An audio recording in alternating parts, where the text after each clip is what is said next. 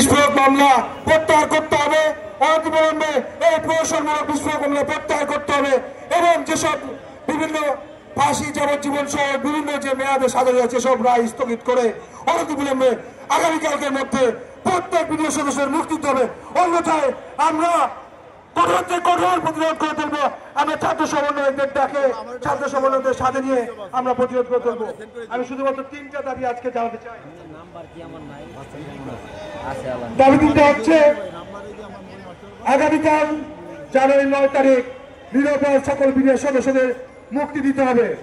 আমি আবার বলতেছি, প্রথম দাবি আমাদের বিডিও সকল সদস্যদের মুক্তি দিতে হবে এবং বিস্ফোরক মামলা প্রত্যাহার করতে হবে।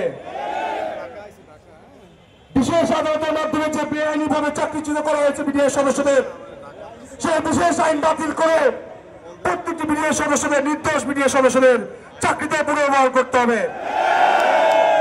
দ্বিতীয়ত হচ্ছে, স্বাধীন তদন্ত কমিশন গঠিত হয়েছে। আমরা জানি এই স্বাধীন তদন্ত কমিশনের হাত পা বেঁধে দেওয়া হয়েছে।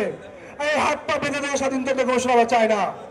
স্বাধীন তদন্ত কমিশনকে কোনো বেড়াজালে না রেখে প্রকৃত সত্য করে উন্মোচন করার জন্য তাদেরকে সহযোগিতা করতে হবে এবং প্রকৃত অপরাধীদের চিহ্নিতকরণের মাধ্যমে দ্রুত শাস্তির আওতায় আনতে হবে।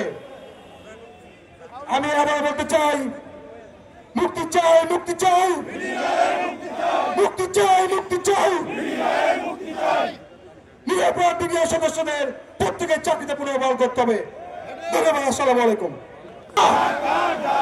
বিজেপি না বিডিআর, বিজেপি না বিডিআর, বিজেপি না বিডিআর, দেশপ্রেমিক বিডিআর, দেশপ্রেমিক বিডিআর, দেশপ্রেমিক বিডিআর। জেলবন্দি সদস্যের স্ত্রী